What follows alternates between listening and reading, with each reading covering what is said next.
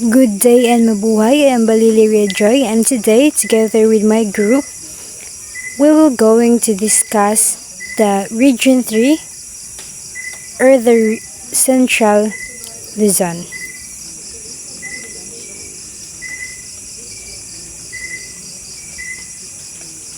And here is the promotional video for Region 3.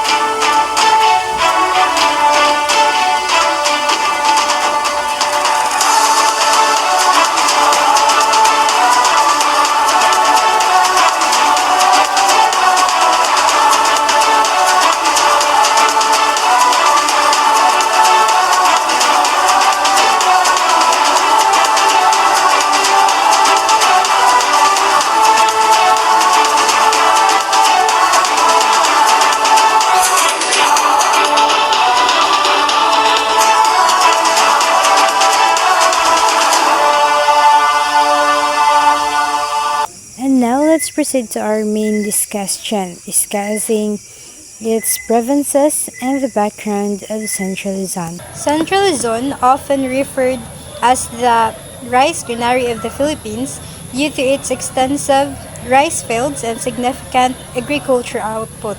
It is the largest rice producing region in the country, contributing substantially to the national food supply. So, Central Luzon, also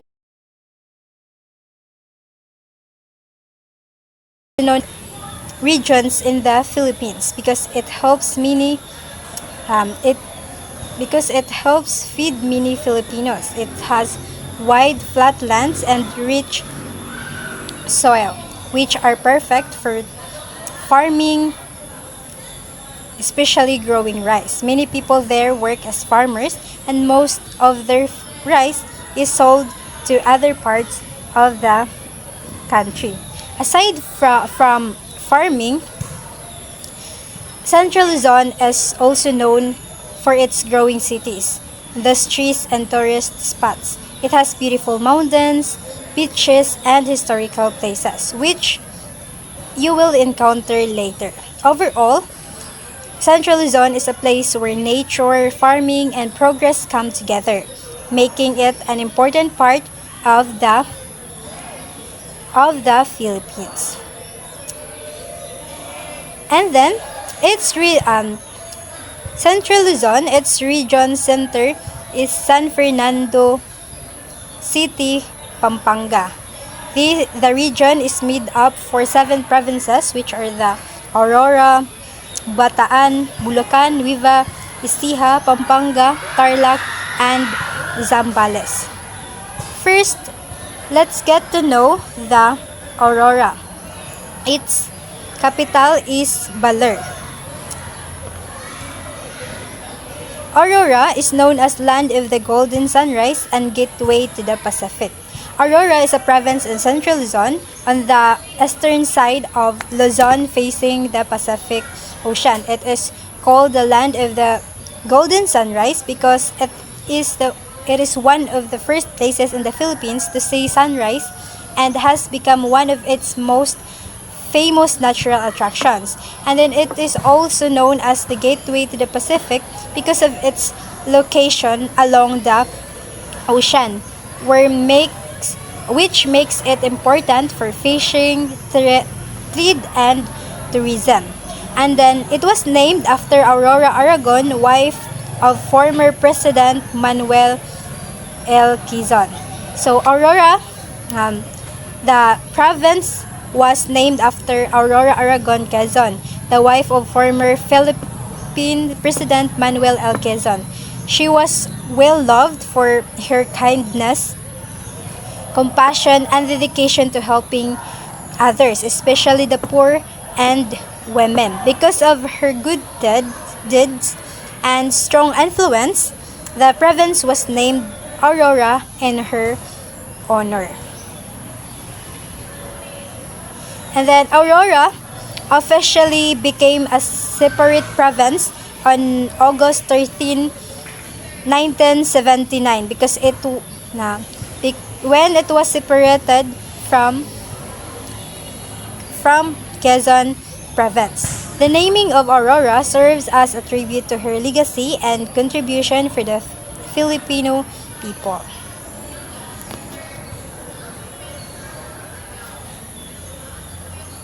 And let's dig in.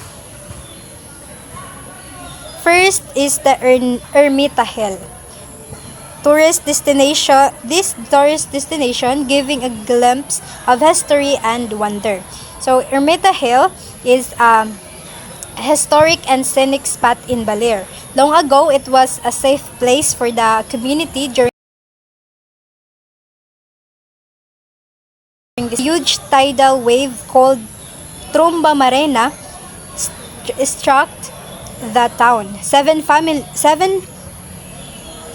survived by climbing the hill using a tunnel or barrow. And today, a sculpture shows how they help each other skip. And then at the top of the hill, there is a chapel where people can pray.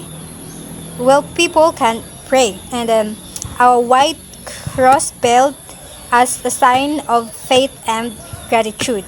And the Tromba Marine sculpture as a reminder of the town's survival. The hill also served as a watch point during old Moro raids, showing how locals protected themselves. So, Ermita Hill is not only a historical site but also a place of faith, courage, and hope, offering beautiful views of Baler Bay and the Pacific Ocean. Next attraction is the Museum de Baler, a cultural center that displays various artifacts, paintings, memorabilia, and ethnic exhibits of the region.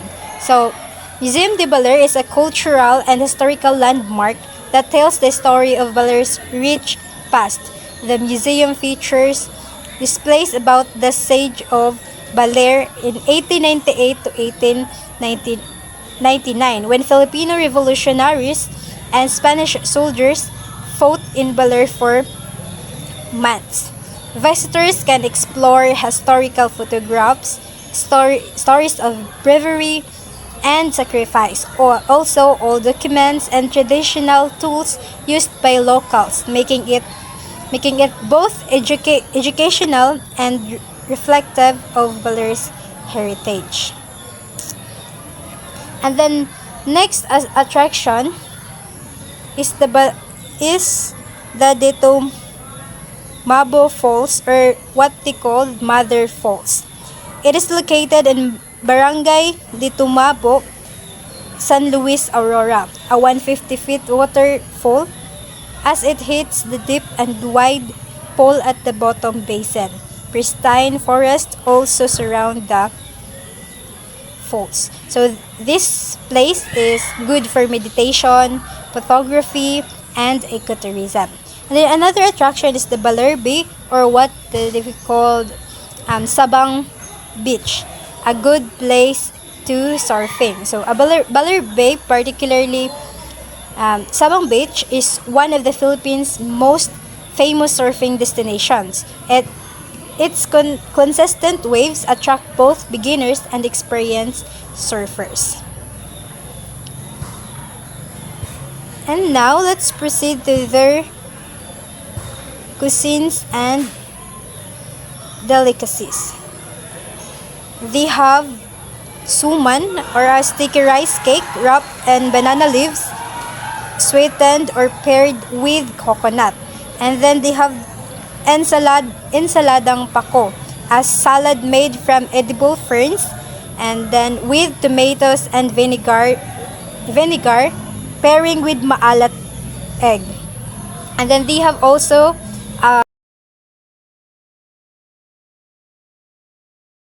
marinated in vinegar, calamansi, and spices. And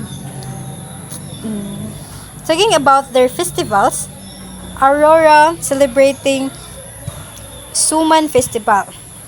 It is an annual festival in Aurora celebrated every February, where residents decorate streets and houses with suman, a native rice cake. So it is celebrated annually to honor the town's signature delicacy, which is the suman. The festival features street dances, cooking contests, and cultural presentations that reflect the culinary heritage of Baler. And the next festival is the Sabutan Festival. The Sabutan Festival is held annually in the town of San Luis, Aurora, typically around August 13 to 19, celebrating the importance of Sabutan palm trees. So, a festival dedicated to Sabutan, a native palm used in weaving mats, hats, and other crafts. The festival showcases traditional weaving techniques, cultural dances, and the artistry of local craftsmen, emphasizing the importance of preserving indigenous crafts. And now let's proceed to the second province, which is the Bataan, and the capital is the Balanga City. Bataan is a province in the Central Luzon region of the Philippines, known for its rich history and significant role in World War II. So, Bataan is historically significant for its role in World War II, particularly during the Battle of Bataan and the Bataan Death March, where Filipino and American soldiers heroically resisted Japanese. And talking about the Bataan major tourist attractions, they have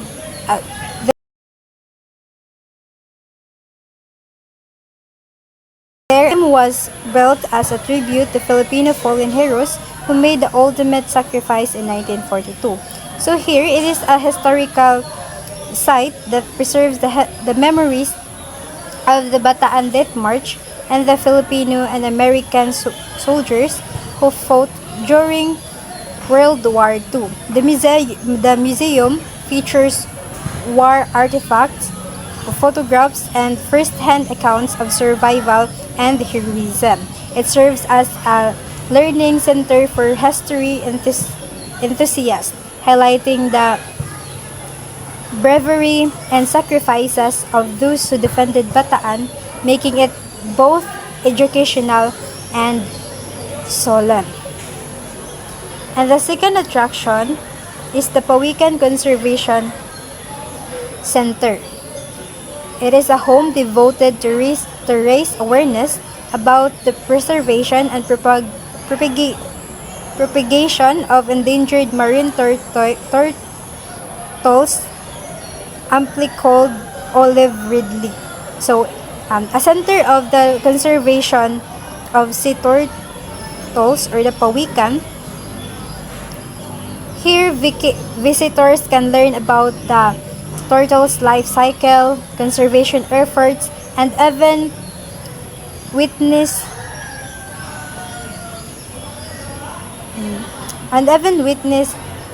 hatchling being where it is being released to the sea. And that is Pawikan Conservation Center. And now they have their Mount Samat National Shrine. So they have their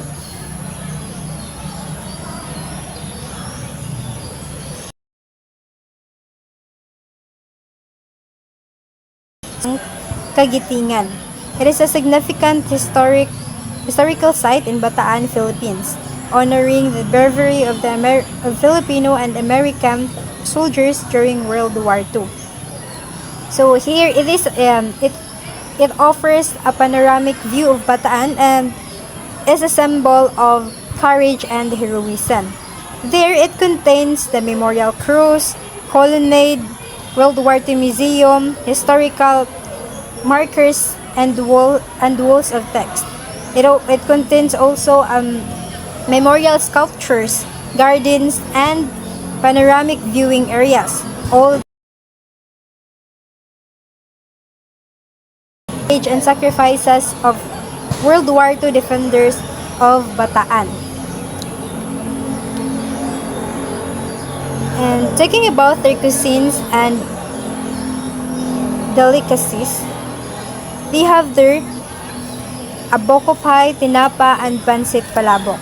Aboko pie, it is a popular Filipino baked dessert made with fresh young coconut meat or buko mixed with a creamy filling and enclosed in a flaky, buttery crust. And the tinapa, refers to smoked fish, where one of the most common types used is the bangos or the milk fish. And then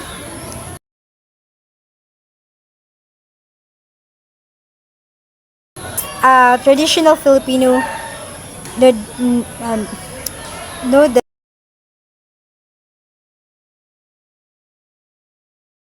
that top with different type of recipe, mostly like orange shrimp sauce and then hard-boiled eggs. And then, knowing their festivals,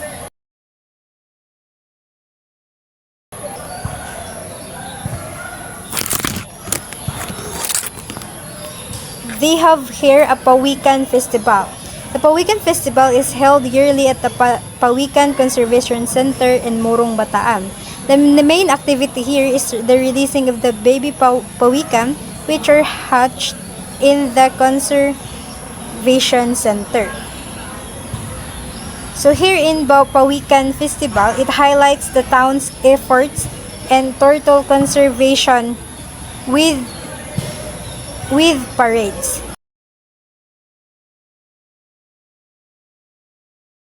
Cultural education. And then the festival emphasizes the importance of protecting marine life while promoting tourism. And there another festival is the Banga.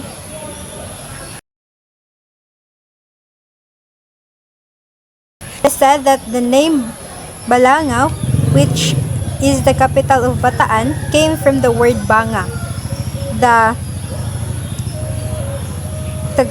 Tagalog term for pot used in cooking. The Banga Festival is celebrated to remind the Balangueños of their humble beginnings. The festival is celebrated alongside the Fest of Saint Joseph and April 28 to commemorate this humble beginning of the now progressive city. The Banga Festival is being celebrated. So it is a week-long event celebrated in the city of Balanga City, Bataan to celebrate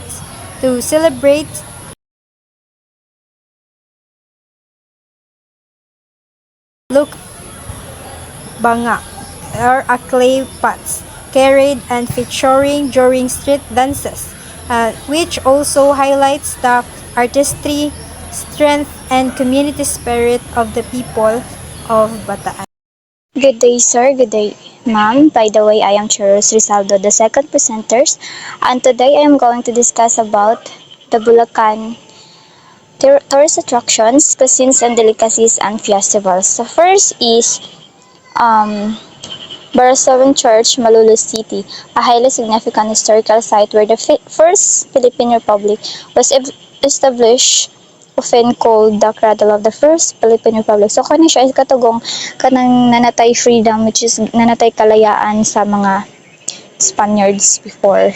Katugong ginaheld ang atong Independence Day every June 12.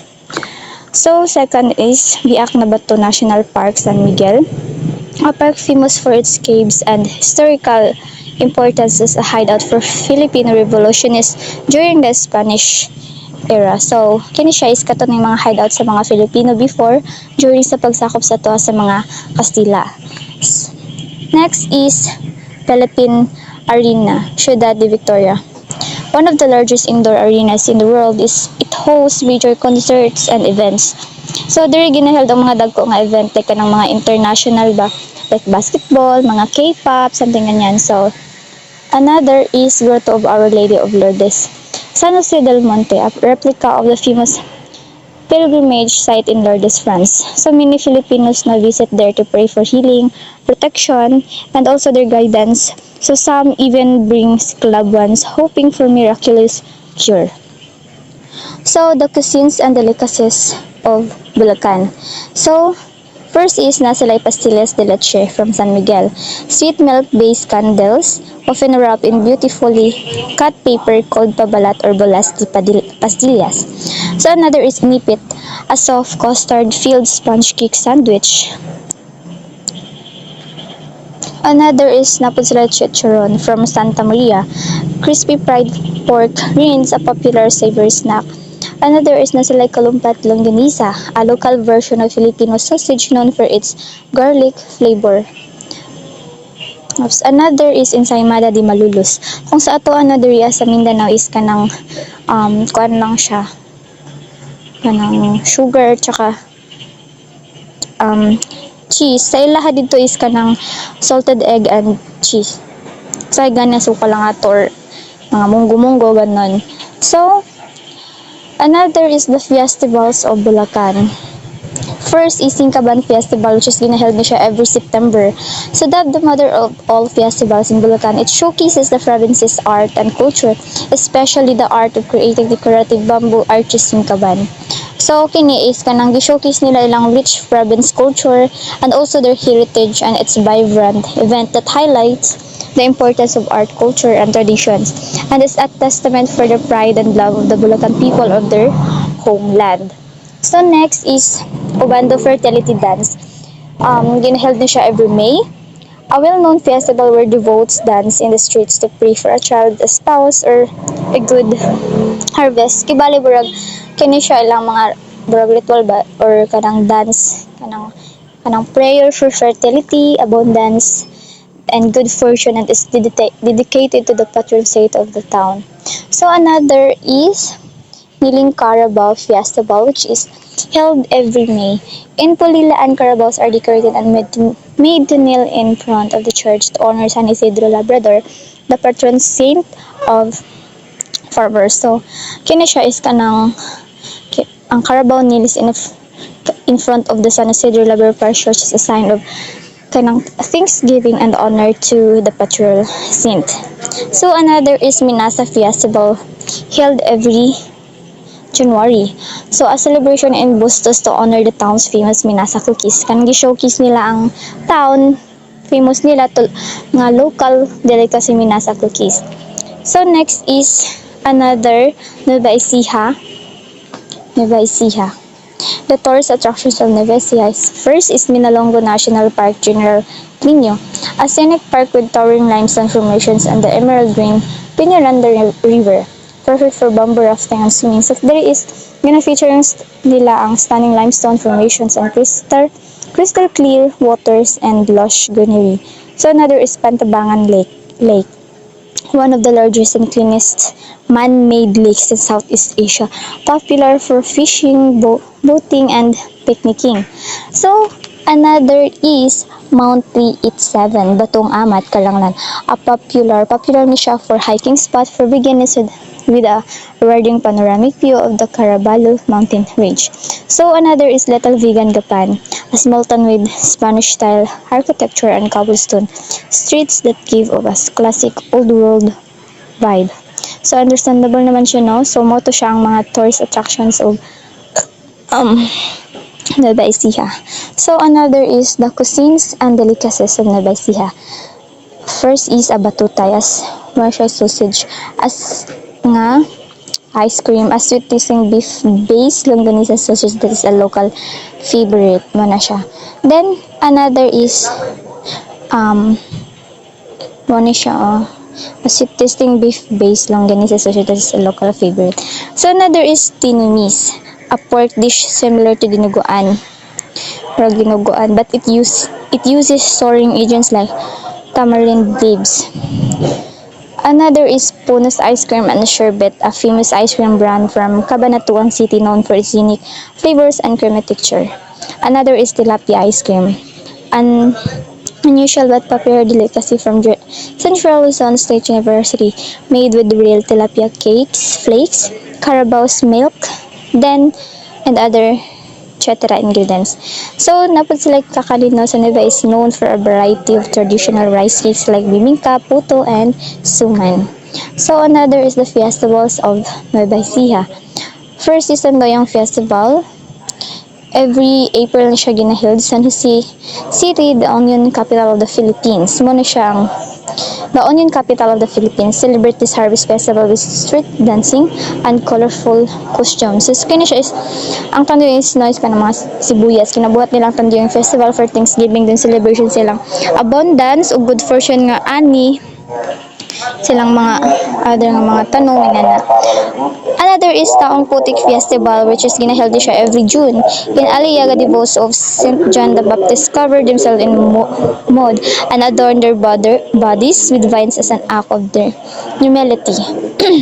So ito siya is mga relief sa una ni siya nga mga tradisyon na nakasentro sa pagpakita og kanang debosyon sa San Juan Bautista, like kanang muna siya si atong mga famous christening sa pagbunyag gamit ang water. So next is Pagibang Damara Festival, which ginaheld siya in May, celebrated on San Jose City to give thanks for a bountiful harvest, with people building and decorating makeshift bamboo houses. So, kini siya is ang Damara, gin-emphasize nila ang kanang pansamantala nila nga kubo or taguan, shelter sa mga farmers sa una sa bukid para himuon nilang silunganan while work or paghuman sa ilang mga anihan. So, my last part is Caritan Festival, which is ginaheld ni siya in March. Held in Nika, this festival features a parade of colorful Cariton or Carabao drone carts, which are significant to the town's history. So, muna siya ang pinakaunang transportation sa una, no? Then, kanang gamit pod kayo ni siya sa una, dako kayo ni siya papel sa una sa mga farmers. Ay, munang grabe ka, murag na sila something, kanang thankful sila ni nga, transportation nila kay mo man ni siya ang ilang pinakauna nga transportation, din useful kayo ni siya mostly sa mga farmers sa bukid. So that's all for my part. Thank you.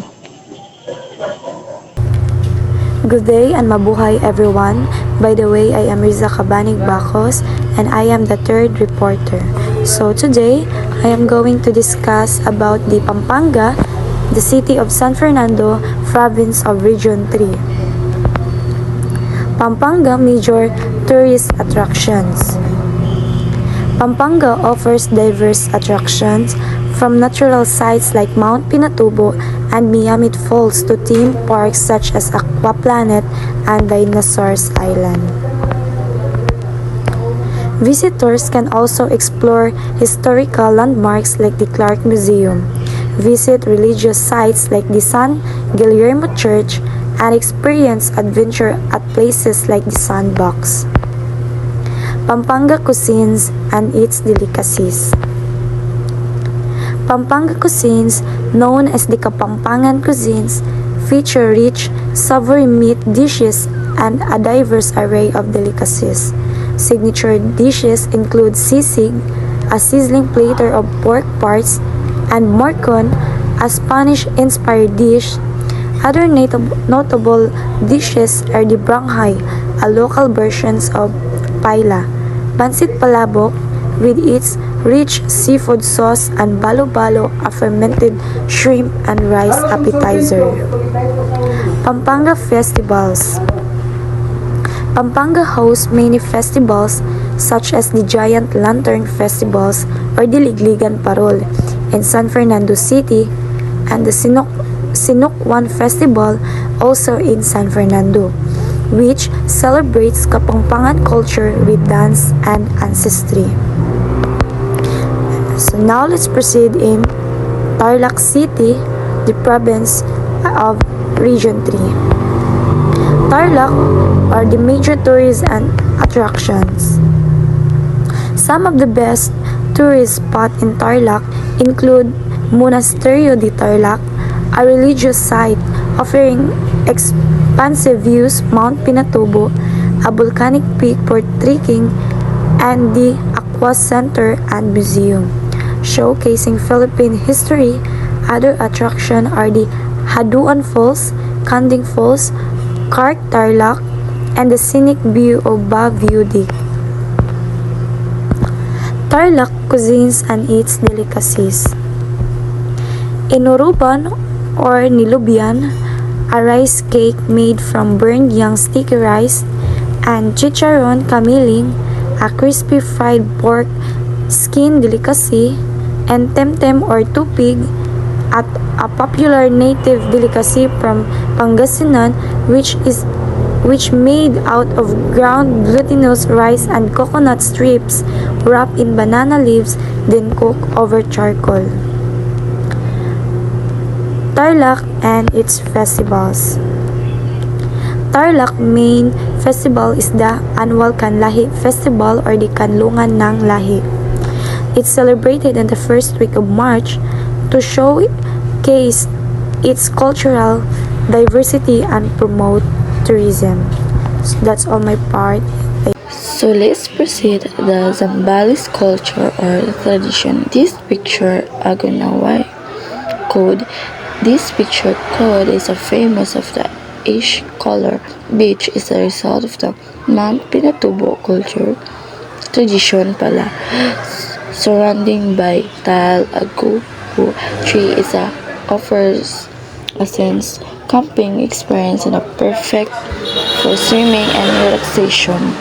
Next is Magalawa Isla located in Palawi. This hiding gate is a known of its white sandy beach in crystal clear water. It's giving a peaceful and relaxation din sa Pagalawan Isla. Next is the Magsaysay Antarctica House, a historical set dedicated to the former Philippine President Ramon Magsaysay. This house offers insight into the country's history and culture.